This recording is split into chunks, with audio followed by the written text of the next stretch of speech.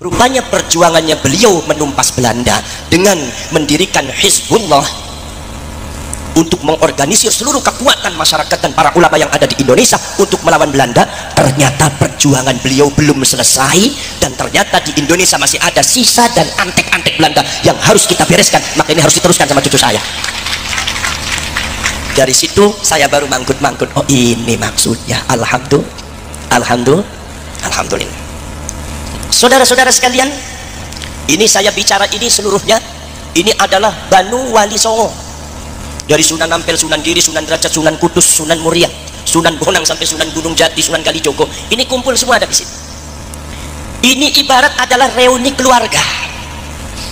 Ini adalah ibarat merupakan sesuatu musyawarah keluarga untuk kembali menyusun sebuah kekuatan, yaitu kekuatan daripada dakwah Wali Songo. Kalau kita bicara Wali Songo, saudara-saudara sekalian, yang Anda ketahui bahwa Wali Songo ini tidak bisa disebut Habib.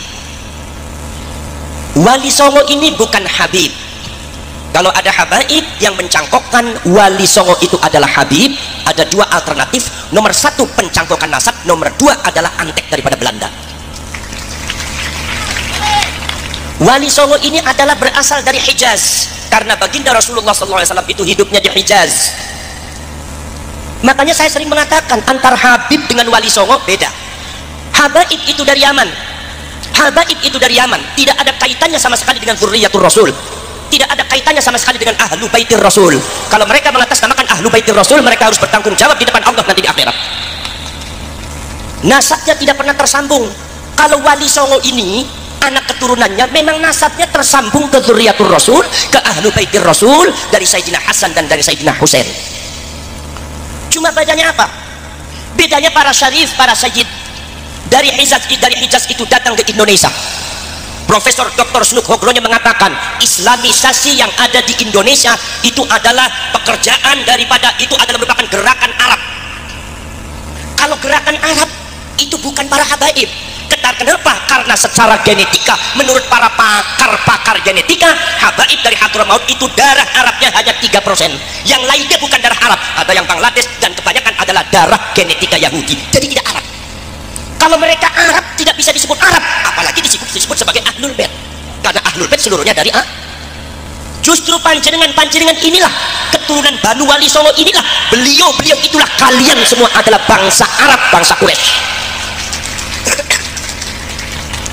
Saudara-saudara sekalian, ketika kemudian para syarif dan para sajid itu diklaim dan diteliti oleh Profesor Dr. Snuk Hogronya dari mulai zaman Wali Songo sampai zamannya Mbah Hasyim Asy'ari, Mbah Abbas Punten Pesantren, zamannya Mbah As'ad Samsul Arifin, Mbah Khalil Bangkalan, itu ternyata mereka adalah gerakan Arab yang disebut dipimpin oleh para syarif dan para sayyid, sehingga merubah Indonesia yang tadinya Hindu Buddha 90% dirubah oleh para syarif dan sayyid dengan cara-cara yang sangat luar biasa, dengan metode strategi dakwah yang sangat luar biasa, sehingga Indonesia menjadi 99% jadi muslim.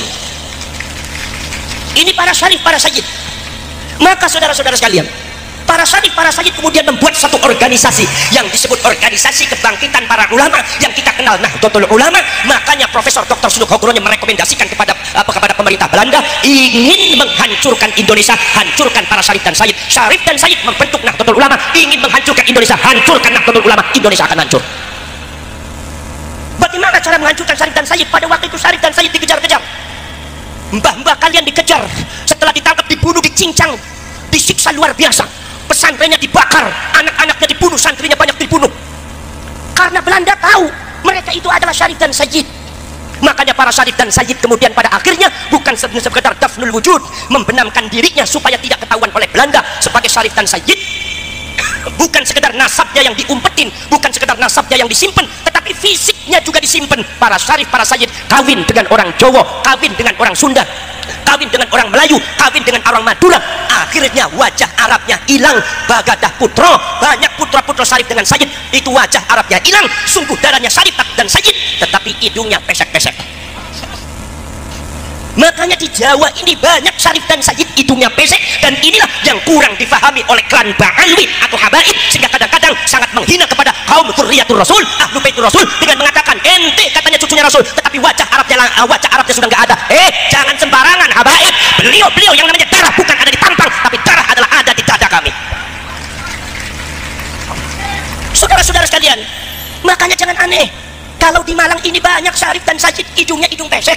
Enggak begitu muncul karena para syarif dan sajid ini hidungnya pesek, tampangnya tampang cowok, maka kalian kemudian tidak percaya bahwa beliau itu adalah syarif, beliau itu adalah sajid. Kalian tidak percaya karena tampang Arabnya sudah hilang. Maka dari itu saudara-saudara sekalian, strategi Belanda untuk membungkam pergerakan para syarif dan para sajid yang sudah memiliki tampang Jawa, tampang Sunda, tampang Madura, Arabnya hilang, maka mereka abad ke-19 mendatangkan orang-orang dari Yaman, klan Ba'alwi, yang sebetulnya Belanda dengan Ba'alwi ini genetikanya sama-sama Yahudi Hazari, jadi mereka sekeluarga. Kemudian klan Ba'alwi ini pintar berbahasa Arab, wajah tampangnya Arab, diklaim datang ke Indonesia, ini cucunya Rasulullah yang asli, itu yang namanya Turian Wali Songo, bukan cucunya Rasulullah. Maka kalian semua tertipu oleh Belanda semua. Laras apa buatan? Nah ini saudara-saudara sekalian, sampai detik ini di Malang ini banyak orang-orang yang percaya kalau yang namanya klan Ba'alwi itu adalah Dzurriyyatur Rasul, sementara Wali Songo dianggapnya adalah dzurriyyah palsu. Ini adalah sesat dan menyesatkan, dan ini adalah salah satu antek-antek daripada Belanda sebenarnya. Yun sewu, para sedulur. Maka dari itu yang namanya Wali Songo itu tidak bisa disebut Habib. Wali Songo dari Hijaz, Habaib itu dari Yaman. Wali Songo dari Hijaz, dari Sayyidina Hasan disebut Sayyid, dari Sayyidina Husain disebut Syarif. Malah kadang-kadang akhirnya kebabur itu kadang-kadang ya Syarif ya Sayyid ya, dan Sayyidina Hasan Husain sama-sama Syarif, sama-sama Syarif. Makanya saudara-saudara sekalian, seluruh julukan Wali Songo tidak ada yang disebut Habib. Sunan Ampel disebutnya Sayyid Rahmatullah, Sayyid bukan Habib. Betul-betul. Punya bapak namanya siapa? Namanya adalah Sayyid Ibrahim Asmorokondi, As-Samarkondi juga Sayyid. Kemudian juga punya bapak Maulana Al-Maghribi, Maulana As-Sayyid, itu juga beliau Sayyid bukan Habib. Al-Maghribi Maghribi Maroko, bukan Al-Yamani, bukan Al-Hadrami, tapi Al-Maghribi Maroko. Ini menunjukkan bahwa Wali Songo tidak ada yang datang dari Yaman, tidak ada. Cuma kadang-kadang nih habaib nih rese-rese, Wali Songo dari Yaman, dasmu gundul. Emang Yamannya sehebat apa? Sampai ada habaib yang mengatakan mengagungkan Yaman. Di Yaman itu tidak ada seorang habib kalau sudah tumbuh kumisnya langsung jadi waliullah. Oh, jadi syaratnya waliullah itu ada kumis dan jenggot, gampang bener ya jadi wali. Kata orang Malang bilang itu namanya wali kumis, gue saya bener. Saudara-saudara sekalian, Sunan Gunung Jati disebutnya bukan Habib Hidayatullah, tapi Syarif Hidayatullah. Tidak ada yang menyebut Habib. Jadi kalau sumpama anda mengatakan yang namanya Wali Songo itu Habib, maka anda sudah keluar dari jalur kekancingan para syarif dan sayyid, karena sejarahnya demikian.